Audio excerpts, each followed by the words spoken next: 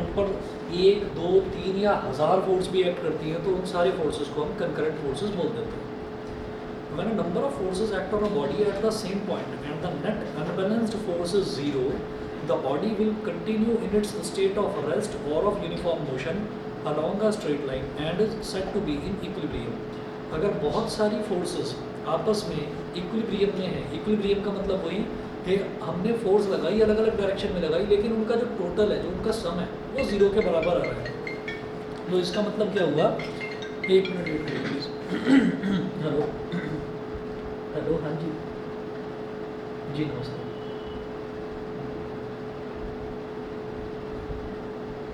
हाँ अभी करिए. ओके,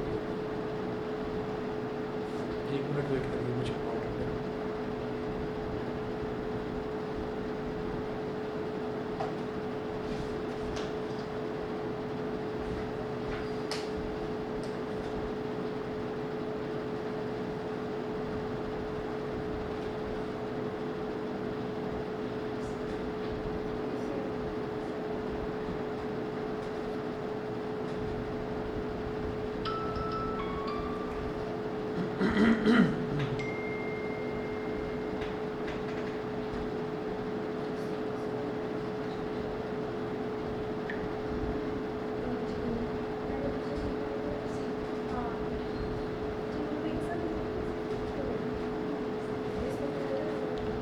चलिए जी, तो इसके बाद देखिएगा कि अगर वो सारी फोर्सेस का जो नेट इक्विलिब्रियम जो है, मतलब इक्विलिब्रियम का मतलब क्या होता है कि अगर उन सारी फोर्सेस का जो रिजल्टेंट है, अगर वो ज़ीरो आ जाता है तो ऑब्जेक्ट मूव नहीं करेगा कहीं पर भी, अगर वो रेस्ट में है तो. और अगर वो यूनिफॉर्म मोशन में चल रहा है तो यूनिफॉर्म मोशन में ही चलता रहेगा, ना उसकी स्पीड कम होगी ना स्पीड ज़्यादा होगी, मतलब एक्सेलरेशन नहीं होगा उसमें.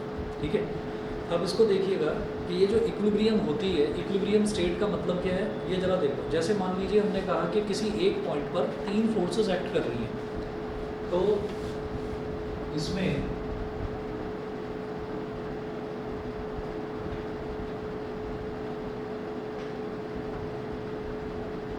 इक्विलिब्रियम ऑफ करंट फोर्सेस,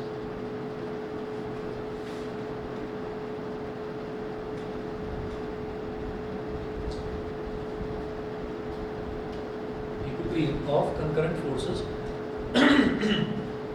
हमारे पास एक पॉइंट है और इस एक पॉइंट पर 3 फोर्सेस एक्ट कर रही हैं. अब उनमें उन फोर्सेस को हमने ऐसे ले लिया, एक फोर्स ऐसे, एक फोर्स ऐसे और एक फोर्स को ले लिया ऐसे.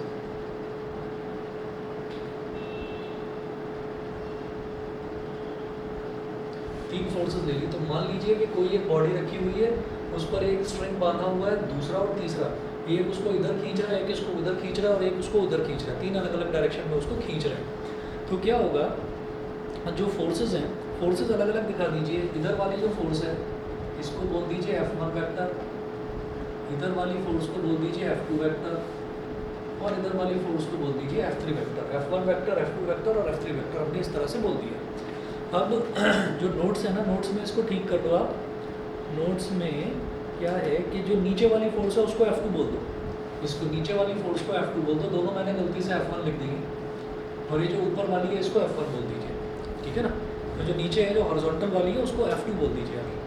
अब आगे देखिएगा क्या करेंगे हम एक एक करके सबका रिजल्टेंट निकालते जाएंगे. रिजल्टेंट जैसा आपका मन करे वैसे लगाओ, चाहे तो पैरेललोग्राम से निकाल लो और चाहे फिर आप ट्रायंगल लॉ से निकाल लो. तो पैरेललोग्राम लॉ से हम क्या करेंगे कि ये एक फोर्स है और ये एक फोर्स है, तो इस वाली फोर्स से इस फोर्स के पैरेलल एक डॉटेड लाइन ड्रॉ करिए ऐसे. ऐसे ही इस वाली फोर्स से इस वाली फोर्स के पैरेलल एक डॉटेड लाइन ड्रॉ करिए ऐसे. और ये जो इनका पॉइंट ऑफ इंटरसेक्शन है, ये इन दोनों फोर्सेस का एडिशन, जिसको हम रिजल्टेंट बोलते हैं, वेक्टर में एडिशन को ही रिजल्टेंट बोला जाता है. तो इन दोनों का रिजल्टेंट ये हो जाएगा और ये रिजल्टेंट क्या होगा, F1 vector plus F2 vector, F1 vector plus F2 vector. तो कुल मिलाकर अब मुझे F1 और F2 की बात नहीं करनी है. F1 और F2 की वजह से जो जो रिजल्टेंट फोर्स बनेगी वो मुझे मिल गई. तो मैं ये कहूँगा कि एक फोर्स तो इस डायरेक्शन में काम कर रही है और एक फोर्स इस डायरेक्शन में काम कर रही है. तो नेक्स्ट आप देखें, if the third force F3 vector acts on the body such that F3 vector is equal to minus of F1 vector plus F2 vector, then the body will be in equilibrium. तो कुछ अगर ऐसा है कि इन दोनों के resultant से, इन दोनों का जो रिजल्टेंट है वो इस डायरेक्शन में आ रहा है और उसके जस्ट अपोजिट डायरेक्शन में F3 वेक्टर है, तो हम ये कहेंगे कि F3 वेक्टर क्या हो जाएगा, इसका जस्ट अपोजिट है तो उसको माइनस साइन से रिप्रेजेंट करेंगे, minus of F1 vector plus F2 vector. Velocity को कहते हैं ना कि वेलोसिटी जो है वो एक वेक्टर क्वांटिटी है, तो इसका मतलब क्या हुआ कि अगर मैं इस डायरेक्शन में जा रहा हूँ 2 मीटर पर सेकंड की स्पीड से, अभी मैं स्पीड बोल रहा हूँ, कि अगर मैं इस डायरेक्शन में जा रहा हूँ 2 मीटर पर सेकंड की स्पीड से और मैं ये कहूँ कि ये मेरी वेलोसिटी है, तो वेलोसिटी हो गई इस डायरेक्शन में प्लस का 2, और अगर मैं उसी डायरेक्शन में वापस आ जाऊँगा तो उसको -2 की तरह ट्रीट करेंगे। तो इस डायरेक्शन में फोर्स भी वेक्टर क्वांटिटी है, इस डायरेक्शन में जो फोर्स है, अगर ये वाली डायरेक्शन में, सॉरी ये वाली डायरेक्शन वाली फोर्स को मैंने पॉजिटिव माना तो ये इसके जस्ट अपोजिट है, तो इसको नेगेटिव मानूंगा।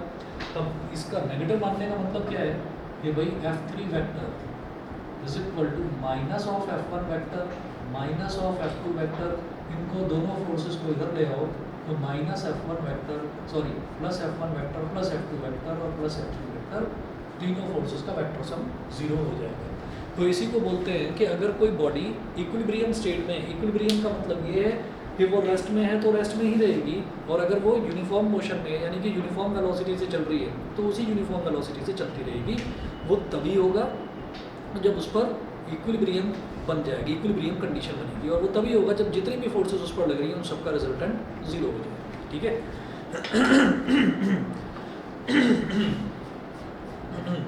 Thus the condition for the equilibrium of a number of forces acting at the same point is that the vector sum of all these forces is equal to 0.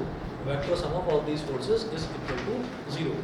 इसका practical example ये है कि कई बार ऐसा होता है कि हम जो हैं, हम साइकिल चला रहे हैं, अभी हम साइकिल चला रहे हैं और अचानक से अपोजिट डायरेक्शन में, यानी कि अपस्ट्रीम डायरेक्शन में, जिस डायरेक्शन में हम जा रहे हैं उसके अपोजिट डायरेक्शन में हवा चलने लगे बड़ी तेज, और हम ये चाहें कि नहीं मैं अब ज़्यादा ताकत लगाऊंगा और मैं साइकिल को एक्सेलरेट कराऊंगा, मैं ज़्यादा स्पीड से चलाऊंगा।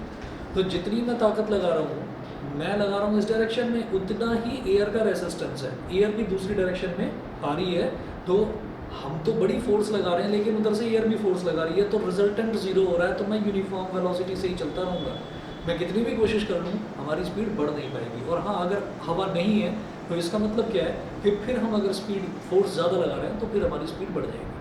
ठीक है। अगला देखिएगा लामीज थ्योरम।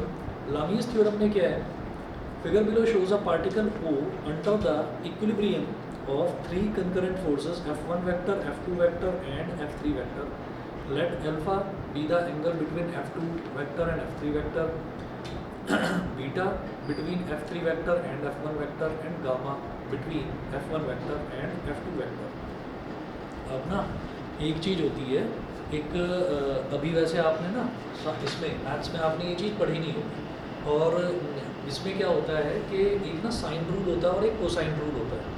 तो आपने अगर एनसीईआरटी देखी होगी तो एनसीईआरटी में पीछे की तरफ एक सप्लीमेंट्री मटेरियल भी दे रखा है।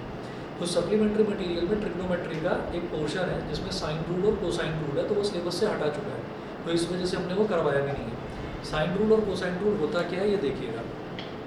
ये ऐसा होता है कि हम ये जानते हैं कि अगर हम ट्रिग्नोमेट्रिक रेशियोज की बात करें तो ट्रिग्नोमेट्रिक रेशियोज ना हमेशा राइट ट्रायंगल्स में ही एप्लीकेबल होते हैं। अभी तक तो यही पढ़ा है ना कि ट्रिग्नोमेट्री राइट ट्रायंगल में ही एप्लीकेबल होगी। दिस ट्रायंगल इज ABC, यहाँ पर राइट एंगल है तो इसके सामने वाली साइड इज हाइपोटेन्यूज।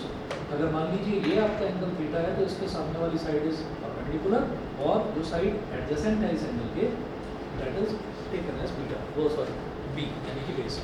तो ये हमारे पास हो गया परपेंडिकुलर बेस और हाइपोटेन्यूज। तो यहाँ से मैं sine theta, cos theta, tan theta निकाल लेता हूँ। अब मानो कि अगर हमारे पास राइट ट्रायंगल ना हो तो राइट ट्रायंगल के अलावा कोई भी ट्रायंगल हो, जैसे मान लीजिए ये एक ट्रायंगल है और इस ट्रायंगल में मैंने बोला इधर A है, इधर B है और इधर C है, ठीक है। और अब ये कहा जाए कि भाई साइन रूल क्या होता है, तो साइन रूल ये है कि हम ये कहेंगे ये जो A है ना, A के सामने वाली साइड क्या है BC, A के सामने वाली साइड है BC, तो मैं बोलूँगा sine A upon BC is equal to, ये जो बी है, बी के सामने वाली साइड क्या है, ए सी, मैं बोलूँगा साइन बी अपॉन ए सी, और ऐसे ये जो एंगल है सी, इसके सामने वाली साइड क्या है, ए बी, तो sine C upon A B. इसका वैसे प्रॉपर प्रूफ है लेकिन करने की ज़रूरत नहीं है। साइन रूल ये होता है कि अगर कोई भी ट्राइंगल है तो उसका कोई भी आप एंगल ले रहे हैं, मान लीजिए ये वाला एंगल ले रहे हैं, इसका साइन निकाल रहे हैं, तो sine A upon B C is equal to sine B upon A C is equal to sine C upon A B. ठीक है, एंगल का साइन और उसके अपोजिट साइड के रेशो, उनका वो जो तीनों रेशो हैं वो तीनों के तीनों इक्वल होते हैं, ये साइन रूल होता है। तो इसको मैं लामीज़ थ्योरम में यूज़ करूँगा, एक दो न्यूमेरिकल्स में इसकी ज़रूरत पड़ जाती है लामीज़ थ्योरम की, तो ये भी इसमें बताता हूँ।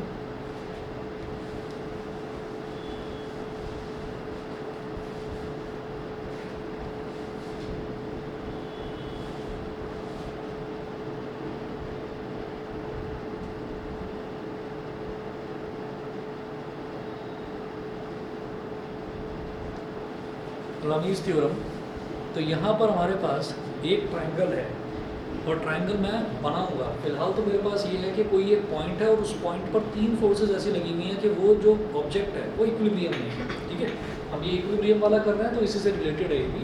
देखिएगा, मैंने ये बोला कि यहाँ पर एक पॉइंट है और इस पॉइंट पर तीन फोर्सेस लग रही हैं। एक फोर्स है F1, तो F1 वेक्टर ऐसे लग गई एक फोर्स। दूसरी फोर्स है F2 वेक्टर, F2 वेक्टर ऐसे लग रही है force, F1 vector, F2 vector, और एक फोर्स है F3 vector, F1 vector, F2 vector, F3 vector. तो F2 और F3 के बीच में एंगल दे रखा है अल्फा। ठीक है, F3 और F1 के बीच में एंगल दे रखा है बीटा, और F1 और F2 के बीच में एंगल दे रखा है गामा। ये तीन एंगल्स दे रखे हैं। अब मैं चाहता हूँ कि इन इक्विलिब्रियम, ये जो ऑब्जेक्ट है ये इक्विलिब्रियम में है, तो मैं ये चाहता हूँ कि इससे मैं एक ट्राइंगल बनाऊँ और ट्राइंगल बनाकर साइन रूल यूज़ कर सकूँ, ताकि ये जो फोर्सेस हैं F1, F2, F3 और ये जो एंगल्स हैं अल्फा, बीटा, गामा, मैं इनके बीच में कोई रिलेशन एस्टैब्लिश कर सकूँ। ठीक है, तो वो रिलेशन हम किस तरीके से एस्टैब्लिश करेंगे, देखिएगा। सबसे पहले जो हमारी हॉरिजॉन्टल वाली फोर्स है, हम आपको ये बता चुके हैं पहले वेक्टर्स में, हमने ये कहा था कि अगर वेक्टर ऐसे है इस डायरेक्शन में, इस तरीके से वेक्टर है, मान लीजिए कोई वेक्टर ऐसे है, इस वेक्टर को मैं पैरेलली, मतलब ऐसे है तो मैं ऐसे ही इतना मूव कर दूं या पीछे मूव कर दूं या आगे मूव कर दूं या पीछे मूव कर दूं, कोई फर्क नहीं पड़ता, अनटिल एंड अनलेस जब तक मैं इस वेक्टर का एंगल ना चेंज करूं। तो वेक्टर का अगर मैं एंगल चेंज नहीं कर रहा हूँ तो पैरेलली या अलोंग दैट वेक्टर, ठीक है, कितना भी मैं आगे पीछे या मतलब दाएं बाएं कितना भी मूव करूँ, जब तक मैं उसका एंगल चेंज नहीं कर रहा हूँ वो वेक्टर चेंज नहीं होगा। तो इसका मतलब क्या है, इसमें ऐसे ही कुछ चेंजेस मैं करूँगा। तो जैसे ही F1 वेक्टर है हॉरिजॉन्टल वाला, हॉरिजॉन्टल वाले को मत छोड़ो, हॉरिजॉन्टल वाले को मैंने F1 वेक्टर ही बोल दिया, बस ऐसे लिख दिया F1 वेक्टर। अगला जो डायग्राम है इसमें आप देखें, जो ट्राइंगल बना रखा है वो कैसे बनाया है वो बता रहा हूँ मैं। F1 वेक्टर मैंने ऐसे ही रखा। अब क्या करेंगे, F1 वेक्टर के यहाँ से शुरुआत से एक वेक्टर था, दूसरा F2 वेक्टर, इस F2 वेक्टर को एज इट इज आप ऐसे खींच लीजिए। ठीक है, तो मैं इसको एंगल चेंज नहीं कर रहा हूँ, मैं पैरेलली इसको ऐसे ही मूव कर रहा हूँ। तो पैरेलली जो वेक्टर ऐसे था उसको मैं ऐसे मूव करके यहाँ पर ले आया,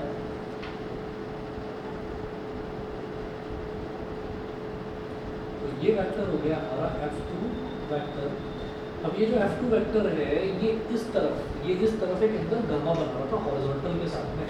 तो आप क्या करिए, इस हॉरिजॉन्टल लाइन को एक्सटेंड कर दो ना, जब आपने एक्सटेंड कर दिया तो ये एंगल गामा यहाँ पर आ गया, समझ गए भाई। हमने एंगल उसका चेंज करा ही नहीं है, वो ऐसे था F2 वेक्टर को मैं बिल्कुल पैरेलली ऐसे खींच कर ले आया। तो मैं जरा सा भी लेकर आऊँगा तो वो एंगल तो अल्फा ही रहेगा ना, गामा ही रहेगा ना, वो हमने चेंज नहीं करा। तो F2 वेक्टर ऐसे था, ऐसे मैं लेकर आ गया, तो F1 को मैंने थोड़ा सा एक्सटेंड कर दिया, तो मैंने बताया ये वाला एंगल हमारा गामा होगा। ये समझ गए, ठीक है।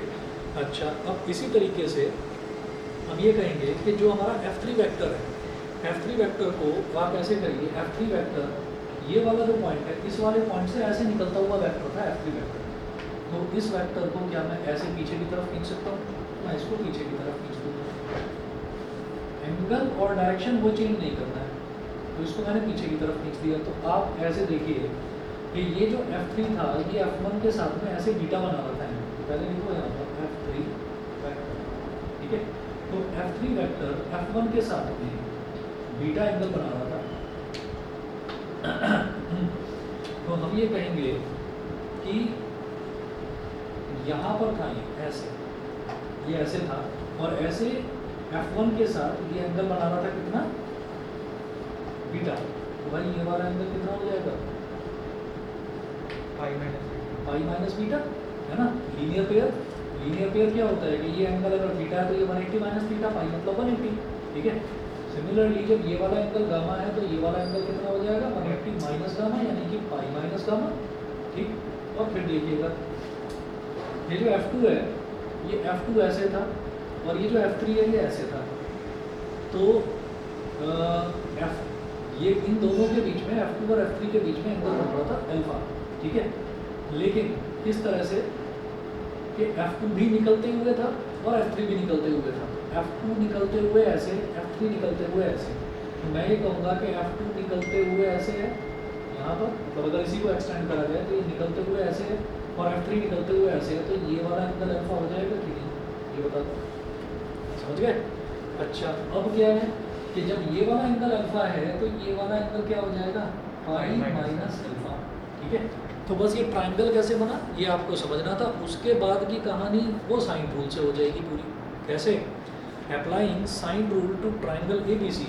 हमने इसको ट्राइंगल ABC बोल दिया। ये वाला जो है इसको आप बोल दीजिए A, इस वाले पॉइंट को A बोल दीजिए, इस वाले पॉइंट को B बोल दीजिए, और ये जो ऊपर वाला पॉइंट है इसको C बोल दो। तो sine rule to triangle ABC F1 upon sine pi minus alpha. तो F1 कौन सा वाला है जरा देख लो, यहाँ से यहाँ तक वाली फोर्स है F1, तो इसके ठीक सामने वाला एंगल क्या हो गया, साइन पाई माइनस अल्फा। भाई अगर साइन A अपॉन BC लिख रहा हूँ, sine B upon AC, sine C upon AB ये लिख रहा हूँ, तो इसका थ्रू आउट अगर रेसिप्रोकल कर लिया जाए तो भी तो एक ही बात है ना। BC upon sine A is equal to AC upon sine B is equal to AB upon sine C, मतलब कोई प्रॉब्लम नहीं है। तो हम ये कहेंगे अप्लाइंग साइन रूल, तो साइन रूल बस याद रखना है उसका। वैसे पहले आया करता था 2-3 साल पहले तक सिलेबस में हुआ करता था, तो तब आता था, उसका प्रूफ भी आता था, क्वेश्चंस भी आते थे। अब हटा दिया है सिलेबस से। तो आपको बस साइन रूल क्या है वो ध्यान रखना है। ऐसे ये कोसाइन रूल भी होता है, वो कॉस के लिए होता है। तो applying sine rule,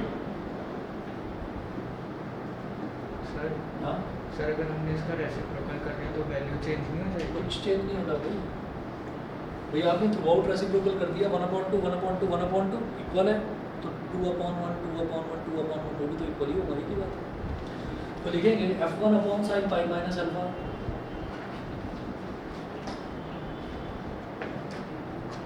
F1 upon sine pi minus alpha. और यहाँ से वेक्टर का सिंबल गायब क्यों हो गया, क्योंकि अगर कोई भी लेंथ पर मैं वेक्टर को रिप्रेजेंट कर रहा हूँ तो उसकी जो लेंथ होती है ना वो उसके मैग्नीट्यूड को रिप्रेजेंट करता है। अगर ये वाला जो पूरा लेंथ है इस पर मैंने F1 वेक्टर लिखा हुआ है, तो AB जो लेंथ है वो इस फोर्स के मैग्नीट्यूड को रिप्रेजेंट कर रही है, ठीक है। तो इसलिए वेक्टर ना लिखकर सिर्फ F1 लिखेंगे, F1 upon sine pi minus alpha. F2 देखो, F2 के सामने क्या हो गया, pi minus beta, F2 upon sine pi minus beta, और is equal to F3 upon sine pi minus gamma. Sine 180 minus theta जो है वो साइन थीटा के ही इक्वल होता है, ठीक है। बताने की जरूरत तो नहीं है किस तरह से, साइन 180 यानी कि 90 इंटू 2 माइनस अल्फा है तो उसको प्लस माइनस अल्फा लिख दो, क्योंकि हमें तो प्लस वाला फॉर्मूला पता है। 90 इंटू 2 में जब कुछ चीज़ ऐड हो रही है तो we are moving to third quadrant में ऑल स्टूडेंट्स टेक, सिर्फ टैन पॉजिटिव होता है तो साइन हो गया नेगेटिव, माइनस आ गया। और ये इवन नंबर है तो साइन का साइन ही रहेगा, और एंगल माइनस अल्फा है तो माइनस अल्फा आ जाएगा। अब साइन माइनस थीटा क्या होता है, माइनस साइन थीटा, तो माइनस बाहर आ जाएगा, माइनस माइनस प्लस हो गया, भाई माइनस पहले से ही था और ये माइनस बाहर आ गया तो ये साइन अल्फा। तो कुल मिलाकर सीधा सीधा याद रखो कि sine 180 minus theta sine theta के ही इक्वल होता है, तो sine pi minus alpha will be equal to sine alpha. तो F1 upon sine alpha is equal to F2 upon sine beta is equal to F3 upon sine gamma. ये हो गई Lami's theorem. This is Lami's theorem which states that if three forces acting on a particle keep it in equilibrium, then each force is proportional to the sine of the angle between the other two forces। ठीक है, ये समझ में आ गया? ठीक है ना। चलिए जी, अगला टॉपिक है। अगला टॉपिक करने से पहले एक न्यूमेरिकल है, बीच में न्यूमेरिकल देखते हैं, फिर देखते हैं मोशन ऑफ कनेक्टेड बॉडीज़ क्या है। ठीक है, बस 1 मिनट वेट करिए, 1 मिनट में आ रहा हूँ।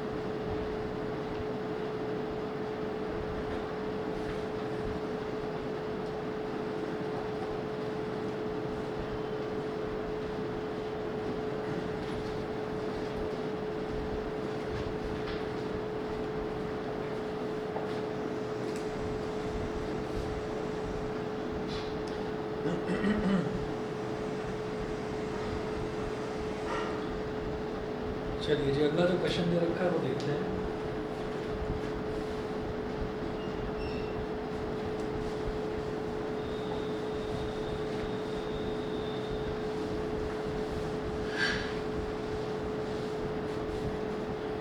देखिएगा, यहाँ पर इन्होंने बोला a mass of 6 kilogram is suspended by a rope of length 2 metre from a ceiling. A force of 50 newton in the horizontal direction is applied at the midpoint of the rope as shown. So what is the angle the rope makes with the vertical in equilibrium? Neglect mass of the rope. Equilibrium का मतलब क्या है कि जो forces हैं वो एक दूसरे को बैलेंस कर रहे हैं। ठीक है, तो जरा देखिएगा, यहाँ पर जो फिगर दे रखी है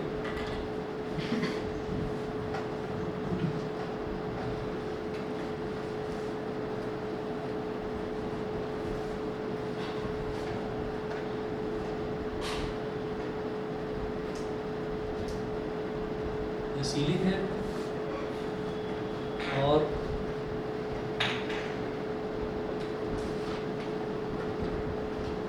दो मीटर की रोप है।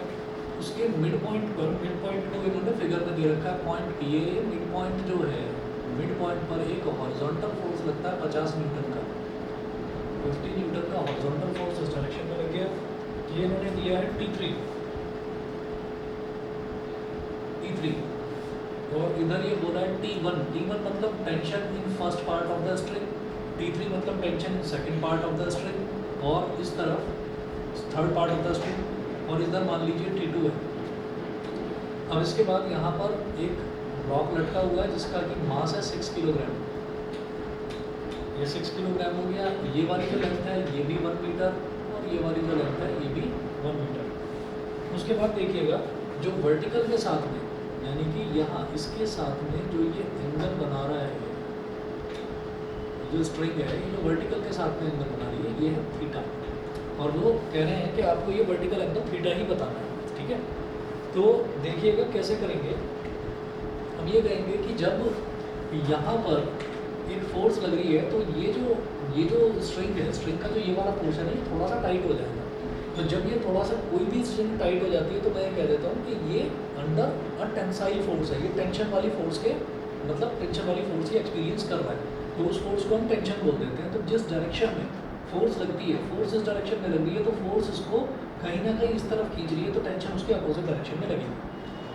अच्छा, तो अब ये जो T1 है, T1 के अलोंग वाला जो कंपोनेंट है ये क्या हो जाएगा, एंगल के अलोंग वाला जो कंपोनेंट है ये हो जाता है T1 cos थीटा, ठीक है।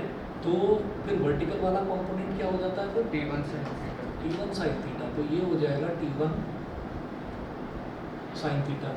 उसके बाद हम ये कहेंगे कि यहाँ पर इस T1 cos थीटा की वजह से, T1 cos थीटा क्या है कि इसका ऊपर वाला कंपोनेंट, इसकी वजह से इसमें भी एक टेंसाइल फोर्स लग रही है अपोजिट डायरेक्शन में, दैट इज T2, ठीक है। और ये T2 नीचे की तरफ लग रही है और जो 6 किलोग्राम है वो इसको नीचे की तरफ खींच रहा है, उसकी वजह से भी ये ऊपर की तरफ लग रही है। तो T2 एक दूसरे को कैंसिल कर देंगे। जब कभी भी ऐसा होता है कि एक स्ट्रिंग है और स्ट्रिंग के एक टुकड़े पर एक फोर्स लग रही है, दूसरे टुकड़े पर दूसरी फोर्स लग रही है, तो जो बीच में जो पोर्शन होता है ना, उसमें जो टेंशन है वो बराबर लगती है, एक दूसरे को कैंसिल आउट कर देती है।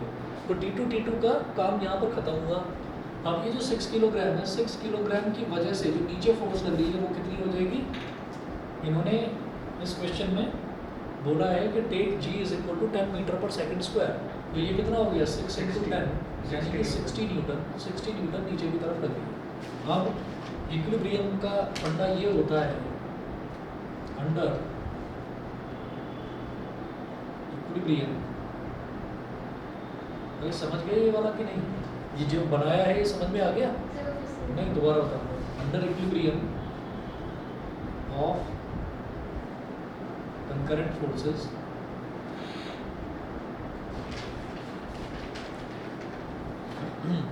ये ऐसा हो गया कि यहाँ पर एक रस्सी बंधी हुई थी, इस जगह एक रस्सी बंधी हुई थी और हमने क्या करा कि उसके एग्जैक्ट मिड पॉइंट पर हमने 50 न्यूटन का फोर्स लगा दिया। 50 न्यूटन से हम उसको ऐसे इधर खींचने लगे, ठीक है। तो मिड पॉइंट का मतलब क्या है कि ये वाली लेंथ तो 1 मीटर हो गई और ये वाली लेंथ भी 1 मीटर हो गई।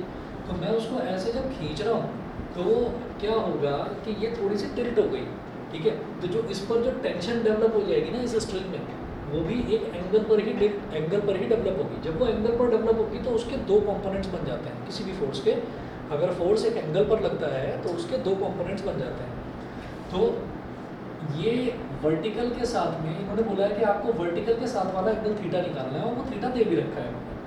तो ये थीटा दे रखा है, तो मैं ये कहूँगा कि ये जो टेंसाइल फोर्स डेवलप हुई है इसके दो कंपोनेंट्स हो गए। एक हो गया उसके अलोंग वाला component is always cos theta, और जो उसके परपेंडिकुलर होता है मतलब अलोंग कॉस थीटा के जो परपेंडिकुलर होता है दैट इज साइन थीटा। तो ये T1 cos थीटा हो गया, T1 sin थीटा, इतना समझ गए। हाँ, उसके बाद हम ये कह रहे हैं कि ये जो T1 cos थीटा है ये ऊपर की तरफ लग रहा है, ठीक है। ये ऊपर की तरफ लग रहा है तो ये जो रोप का ये वाला जो हिस्सा है यहाँ पर एक टेंशन नीचे की तरफ लगेगी, है ना। तो उसको मैंने बोल दिया T2 बोल दिया। सिमिलरली अब ये रोप का इस वाले हिस्से पर आ जाओ तो यहाँ पर एक वेट लटका हुआ है, मास लटका हुआ है। तो वो नीचे की तरफ एक फोर्स लगाएगा, तो जब वो नीचे की तरफ फोर्स लगाएगा तो एक टेंशन फोर्स ऊपर की तरफ डेवलप होगी, और सेम रूप में अलग अलग टेंसाइल फोर्स डेवलप नहीं होती, सेम ही होती है। तो एक फोर्स ऊपर लग रहा है उसकी वजह से T2 नीचे की तरफ, और एक फोर्स नीचे लग रहा है उसकी वजह से T2 ऊपर की तरफ। तो T2 का कोई रोल नहीं है यहाँ पर, एक दूसरे को कैंसिल आउट कर दिया इसने, ठीक है। अब मैं आगे बात करता हूँ कि under equilibrium of concurrent forces, तो आप ये देखिएगा कि T3 इस डायरेक्शन में है, यानी कि 50 न्यूटन इस डायरेक्शन में, और T1 sin थीटा इस डायरेक्शन में है। तो मैं ये कह सकता हूँ कि T1 sin थीटा, अगर मैं इसको पॉजिटिव मान लूँ तो इसको नेगेटिव मानना पड़ेगा, तो -50 इज इक्वल टू 0। तो sum of all concurrent forces वो तो 0 होता है, तो ये जो -50 है, इस -50 को उधर ले जाओ, तो मेरे पास T1 sin थीटा कितना हो गया, ये हो गया 50, ठीक है। दो तरीके होते हैं, या तो ये कह दीजिए कि अगर दो फोर्सेस हैं, दोनों इक्विलिब्रियम में, एक इस डायरेक्शन में एक इस डायरेक्शन में, तो सीधा दोनों को इक्वल लिख दो, या एक बार उसको माइनस कर दो एक को, और फिर सीधो के इक्वल लगा कर दो, फिर उधर ले जाओ, तो T1 sin थीटा हो गया 50। इसी तरीके से ये T2 ने T2 को ख़त्म कर दिया, इसको छोड़ो। अब इस पॉइंट पर देखिए, ऊपर लगने वाली फोर्स कितनी है, T1 cos थीटा, और नीचे लगने वाली फोर्स कितनी है, 60 न्यूटन। तो T1 cos theta is equal to 60 हो गया, सीधा लिख दो, T1 cos theta is equal to 60, equation number 2। और जब भी हमें एंगल निकालना होता है तो हम tan इनवर्स की टर्म्स में निकाल कर छोड़ देते हैं उसको, ठीक है। तो T1 sin थीटा है और T1 cos थीटा है, तो इक्वेशन 1 को 2 से डिवाइड कर दीजिए, बस। Divide equation 1 by 2।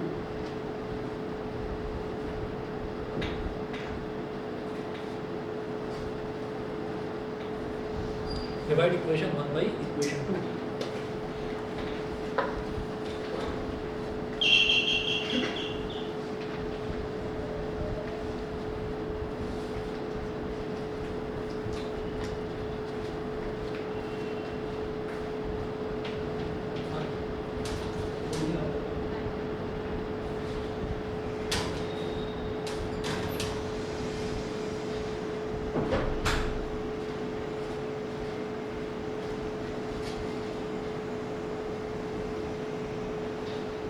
जब डिवाइड करेंगे तो T1 sin थीटा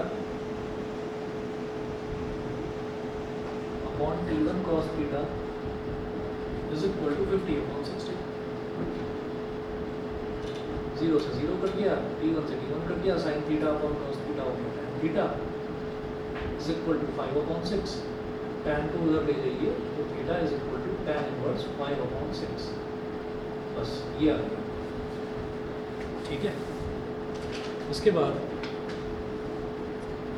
अगला देखिएगा, motion of connected bodies. Motion of connected bodies, इसमें देखिए सबसे पहले है, let small a be the acceleration with which the heavier mass capital M moves downwards and the lighter mass small m moves upward. Let T be the tension in the string, let capital T be the tension in the string. तो ये जो figure है, पहले ये figure बना लीजिए, इसको बोलते हैं पुली, जो मोशन ऑफ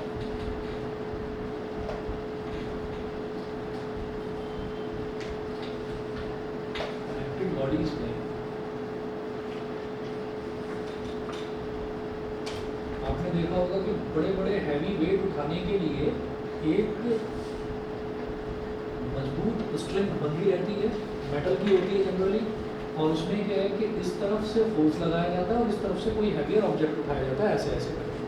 तो खास तौर पर मूवर्स एंड पैकर्स यूज़ करते हैं इसको, कि अगर हम सीढ़ियों से या लिफ्ट से नहीं ला पा रहे हैं किसी हैवी ऑब्जेक्ट को, तो वो बैल्कनी में जाकर पुली फिक्स करते हैं और पुली से खींचते हैं सामान, ठीक है ना। तो यहाँ पर ये पुली है, पुली में दो मास लगा रखे हैं, एक तरफ तो मास है, एक तरफ मास है कैपिटल M और एक तरफ मास है स्मॉल m, कैपिटल M और स्मॉल m। अब आप ये देखिएगा कि कैपिटल M जो है उसकी वजह से भी जो वेट है वो तो उसका नीचे ही लगेगा, कैपिटल M इंटू जी, वेट तो नीचे की तरफ ही एक्ट करेगा। ऐसे ही भले ही ये कैपिटल M, मैं जानता हूँ कि ये मास ज़्यादा है, ये मास कम है, तो ये ज़्यादा वाला मास इस कम वाले मास को खींच लेगा, ठीक है। तो ये हम जानते हैं, लेकिन उसके बावजूद भी जो एक्सेलरेशन ड्यू टू ग्रेविटी है वो तो नीचे की तरफ ही एक्ट करता है। तो ये हो स्मॉल एम इंटू स्मॉल जी, एम जी ये हो गया। और यहाँ पर हम ये कहेंगे कि ये नीचे की तरफ जाएगा तो एक्सेलरेशन हो गया नीचे की तरफ, इधर तो नीचे की तरफ एक्सेलरेशन हो रहा है और इधर एक्सेलरेशन का डायरेक्शन होगा ऊपर की तरफ, ठीक है। अच्छा, और जब एक ही स्ट्रिंग है, जब एक ही रोप है तो उसके अंदर फिर टेंशन भी डेवलप होगी, वो टाइट भी हो जाएगी तो उसी को टेंशन बोलते हैं। तो जो टेंशन डेवलप होगी, तो जब यहाँ पर वेट नीचे की तरफ एक्ट कर रहा है तो टेंशन ऊपर की तरफ लगेगी ऐसे, और जब यहाँ पर हम ये कहेंगे कि इधर टेंशन ऊपर की तरफ लग रही है तो इधर जब वेट नीचे की तरफ एक्ट कर रहा है तो यहाँ पर भी टेंशन ऊपर की तरफ, तो दोनों का डायरेक्शन सेम देख लीजिए, अपोजिट डायरेक्शन है, सॉरी, ये दोनों टेंशन एक दूसरे को कैंसिल आउट कर देंगे, ठीक है ना। तो आप ये देखिएगा कि ये हमारा डायग्राम हो गया, डायग्राम शायद समझ में आ गया होगा, ठीक है। तो मोशन ऑफ कनेक्टेड बॉडीज़ में हमको ये देखना है कि अभी तक जो भी हमने एग्जांपल्स भी लिए हैं उसमें एक बॉडी का एग्जांपल लिया है, यहाँ पर क्या है, यहाँ पर दो बॉडीज़ कनेक्टेड है, ठीक है। अच्छा, तो अब आप ये देखिएगा, according to Newton's second law of motion the resultant downward force on mass capital M is, ठीक है, resultant downward force on mass capital M is, ये क्या हो जाएगा, ये बता रहा हूँ।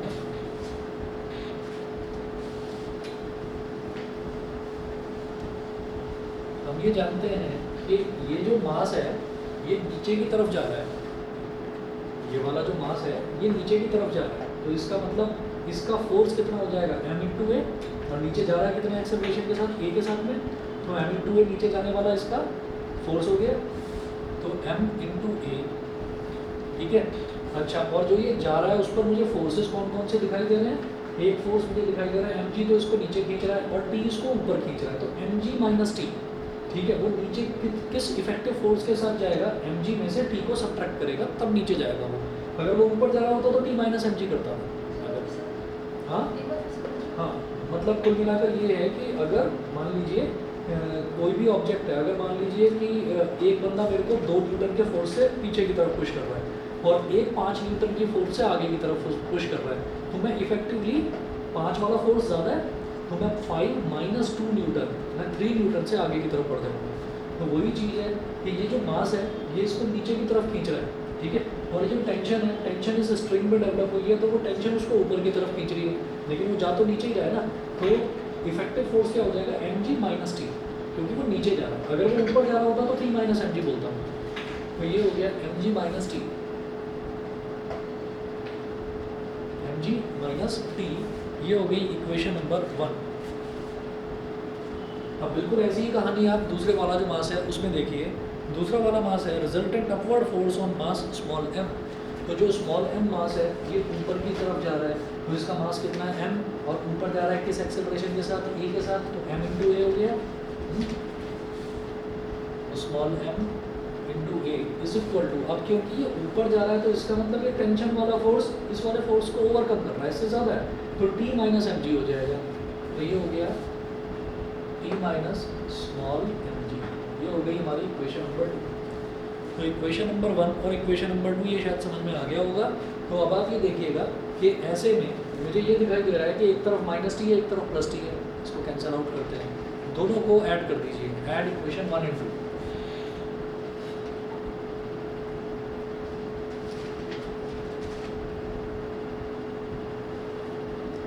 तो capital MA plus small ma is equal to mg minus T plus T minus small mg, plus T minus T cancel out हो गया, यहाँ से a कॉमन ले लिया, तो capital M plus small m, यहाँ से capital M minus small m g common ले लिया, और इसको आप इधर ले जाएंगे, capital M minus small m into G upon capital M plus small m, ये हो गया, ठीक है। ये एक्सेलरेशन की वैल्यू आ गई, तो यहाँ से मैं ये कह सकता हूँ कि जो एक्सेलरेशन होगा वो एक्सेलरेशन ड्यू टू ग्रेविटी से कम होगा, ये समझ गए कैसे,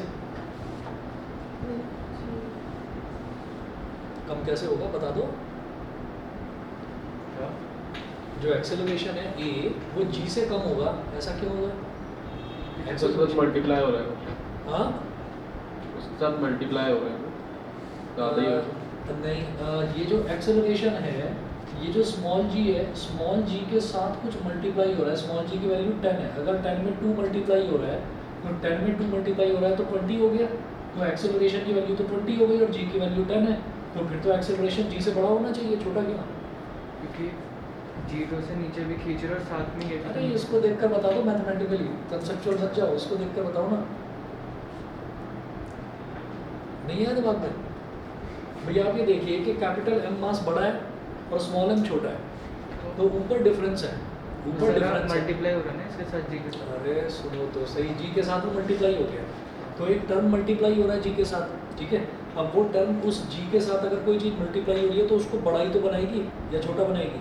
वही कह रहा हूँ। ये छोटा बना देगी। सर डिनोमिनेटर बड़ा है। बिल्कुल सही, डिनोमिनेटर बड़ा है। तो आप ये देखिए capital M minus small M, यहाँ पर क्या है, कैपिटल एम अगर मान लीजिए 50 है और स्मॉल एम मान लो 10 है, तो 50 माइनस 10 कितना हो गया 40, और नीचे 50 प्लस 10 कितना हो गया 60, 0 से 0 कट गया, तो 4/6, 4/6 क्या हो जाएगा, 2 2 ज़ा 2 3 ज़ा 2/3 कितना होता है 0.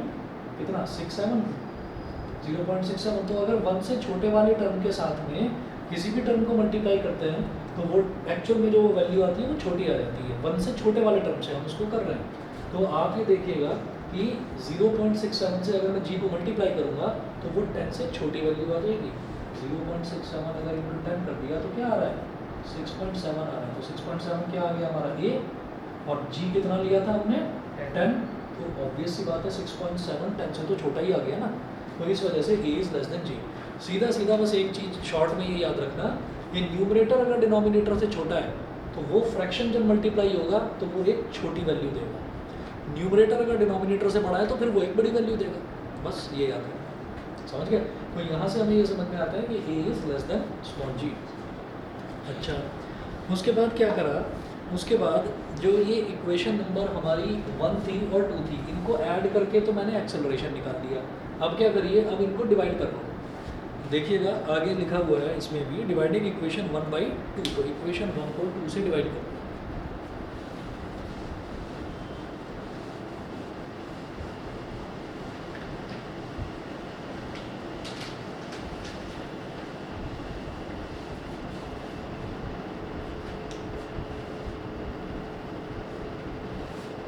डिवाइडिंग इक्वेशन 1/2, इक्वेशन 1 को करेंगे 2 से डिवाइड तो क्या हो जाएगा, देखो capital M A upon small M ए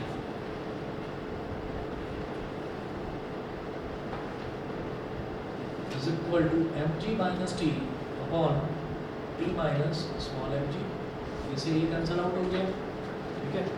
तो यहाँ से जो है, यहाँ से हम टेंशन जो है, टेंशन की वैल्यू निकालेंगे, टी की वैल्यू निकालेंगे। कैसे होगा, क्रॉस मल्टीप्लाई कर दो, M into T minus M G is equal to small M into capital M G minus T, capital M T minus capital M M G is equal to plus का capital M M G और minus M small M into capital T minus small M into capital T. अब क्या होगा, इसको T वाले को इधर ले, capital M T plus small M T is equal to capital M M G plus capital M M G, इसको इधर ले आए। तो यहाँ से मैंने टी कॉमन ले लिया, तो capital M plus small M is equal to 2 M M G, तो T is equal to 2 M M G on capital M plus small M, 2 M M G upon capital M plus small M. तो इस तरीके से हम tension की भी value निकाल सकते हैं, ठीक है। इसके बाद शायद स्कूल में करवाए गए होंगे फ्री बॉडी डायग्राम के कुछ न्यूमेरिकल्स वगैरह करवाए थे, ठीक है। तो वही आगे 2 न्यूमेरिकल्स दे रखे हैं, मैं अगली क्लास में करवाता हूँ, ठीक है। और कल से या फिर परसों से मैं आपकी वो 9 बजे वाली क्लास भी स्टार्ट करने वाला हूँ, ठीक है ना। तो प्रिपेयर रहिएगा, जो बच्चा ऑफलाइन आना चाहे वो ऑफलाइन आ सकता है और ऑनलाइन जो लेना चाहे वो ऑनलाइन ले सकता है, ठीक है ना। तो उससे बस ये सपोर्ट मिल जाएगा कि थोड़ा थोड़ा हमारा सिलेबस थोड़ा फास्ट मोड में हो जाएगा।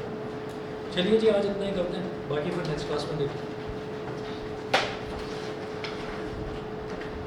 है थैंक यू सर। ओके